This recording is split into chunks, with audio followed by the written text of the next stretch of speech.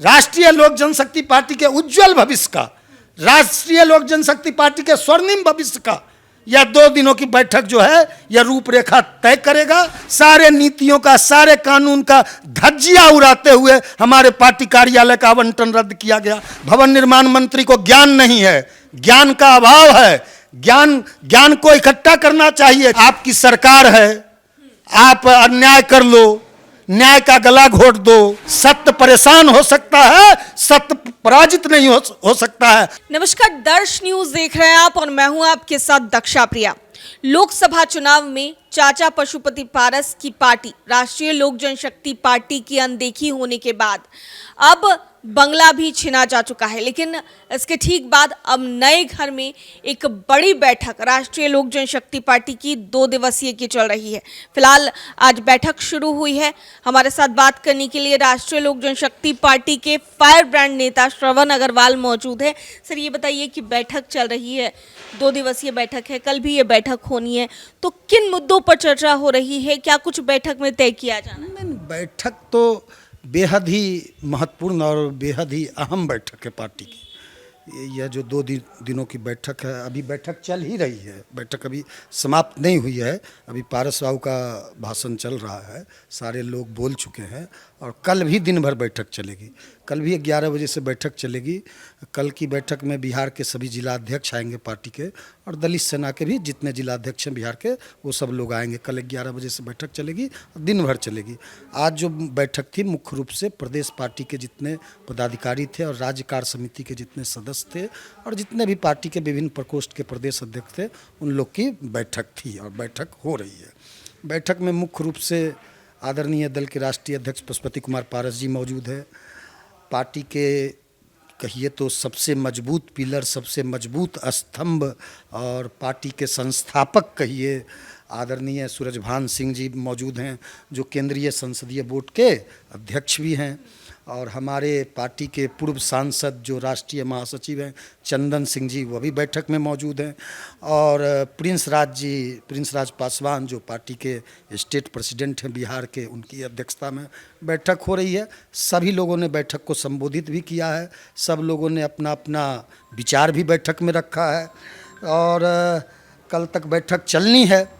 लेकिन सारे लोगों का जो विचार आज आया है मुख्य रूप से है कि पार्टी को अपने दम पर, अपने बल पर, अपने ताकत पे पार्टी को पूरी तरह से पंचायत तक, गांव तक, खेत तक, खलियान तक, मजदूरों के बीच, नौजवानों के बीच, किसानों के बीच और गांव में पगडंडियों में अंतिम व्यक्ति तक पार्टी को लेकर जाना है। पार्टी के स्ट्रक्चर को और भी मजबूत करना है, पार्टी के संगठन को और भी सशक्त बनाना है और भी धारदार बनाना है।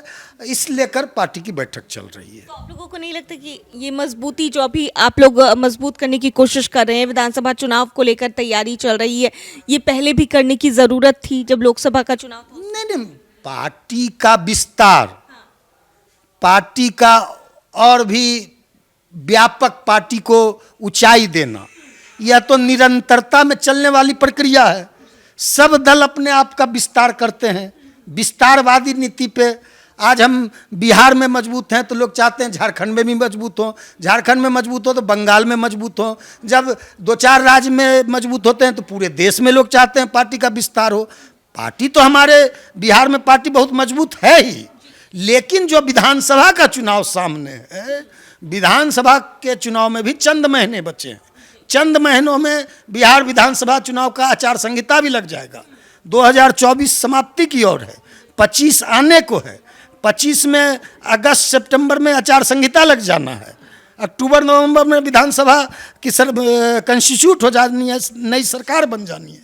तो विधानसभा की तैयारी पूरे दमखम से, पूरे ताकत से हम लोग कैसे विधानसभा का चुनाव लड़ें, पूरी मजबूती से भारी संख्या में राष्ट्रीय लोक जनशक्ति पार्टी के विधायक विधानसभा के चुनाव में जीतकर बिहार विधानसभा में पहुंचे। तो और भी बहुत सारे मुद्दे हैं।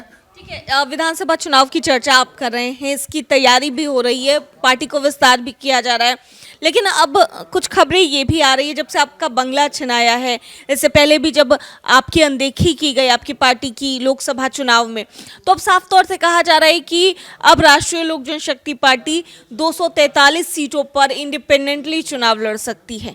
क्या इस पर भी चर्चा हो रही है कि क्या किया जा सकता है? यह तो दल को तय करना है। 2 दिनों की बैठक है।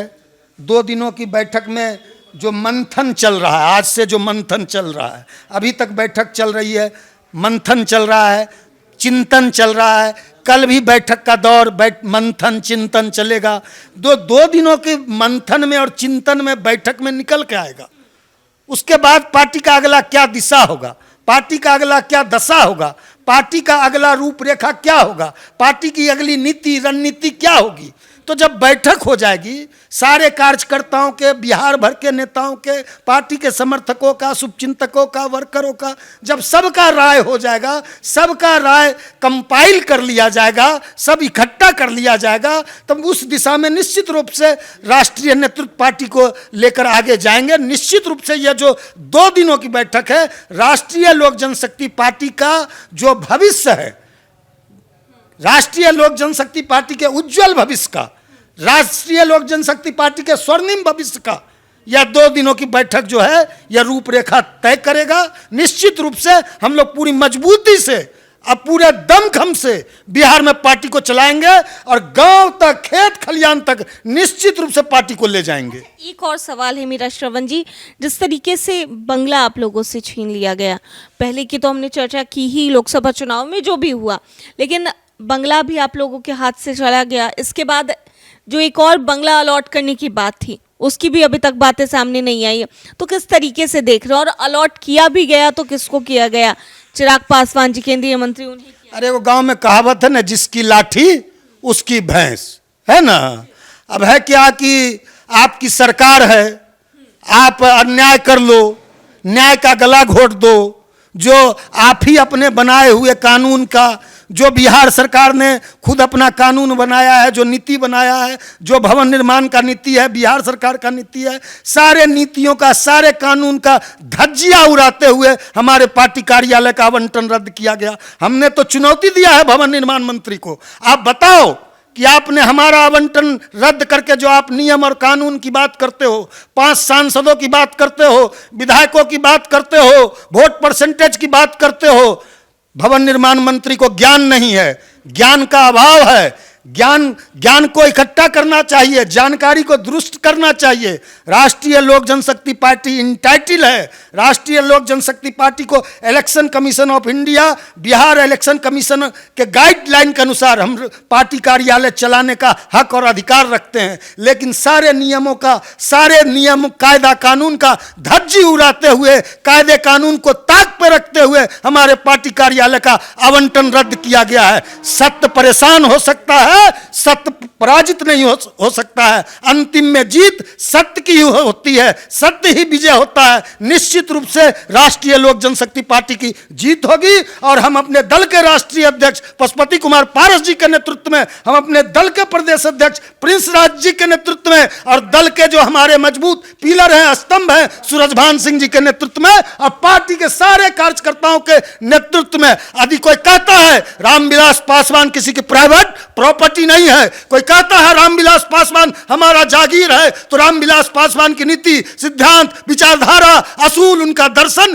किसी की जागीर नहीं है। पशुपति कुमार पारस ने भी 50 साल में अपने संसदीय और राजनीतिक जीवन में अपने खून पसीना से रामविलास पासवान के विचारधारा को, सिद्धांतों को, नीतियों को सींचा है। और निश्चित रूप से हम जनता की अदालत में जाएंगे, जनता मालिक के बीच में जाएंगे। अंतिम फैसला जनता की अदालत में होता है। जनता की अदालत में राष्ट्रीय लोक जनशक्ति पार्टी की 2025 में जीत होगी।